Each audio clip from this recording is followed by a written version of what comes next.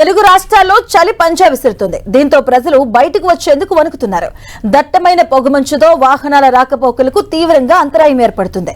ఆదిలాబాద్, అల్లూరు జిల్లాల్లో కనిష్ట స్థాయికి ఉష్ణోగ్రతలు పడిపోయాయి. రెండు రాష్ట్రాల్లోనూ కనిష్టంగా ఉష్ణోగ్రతలు 10 డిగ్రీల కంటే తక్కువగా నమోదవుతూ ఉన్నాయి. తెలంగాణలోని ఉమ్మడి ఆదిలాబాద్ జిల్లా బేలలో అత్యల్పంగా 6.6 డిగ్రీల ఉష్ణోగ్రత నమోదయ్యింది. అటు ఏపీలోని అల్లూరు జిల్లా కుంతలంలో 8.9 డిగ్రీల టెంపరేచర్ నమోదైంది. చాలా ప్రాంతాల్లో 10 డిగ్రీల లోపే ఉష్ణోగ్రతలు ఉంటున్నాయి. దీంతో ప్రజలు తీవ్రంగా ఇబ్బందులు పడుతున్నారు. ఉత్తర ఈశాన్య భారతం మీదుగా వీస్తున్న గాలుల ప్రభావంతో రాష్ట్రంలో చలి తీవ్రత పెరుగుతుందని వాతావరణ నిపుణులు చెబుతున్నారు.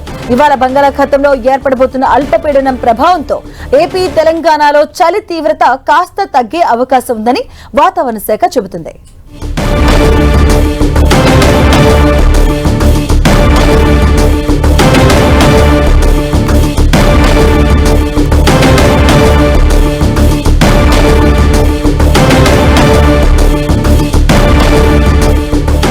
తెలుగు రాష్ట్రాల్లో చలి పంజా విసురుతుంది. దీంతో ప్రజలు బయటకు వచ్చేందుకే జంకుతున్నారు.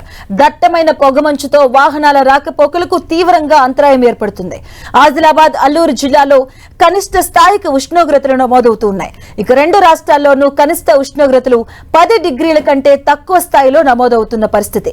తెలంగాణలోని ఉమ్మడి ఆదిలాబాద్ జిల్లా బేలలో అత్యల్పంగా 6.6 డిగ్రీల ఉష్ణోగ్రత నమోదైంది. అలాగే అటు ఏపీలోని అల్లూరు జిల్లా కుంతలంలో 8.9 డిగ్రీల టెంపరేచర్ నమోదైంది.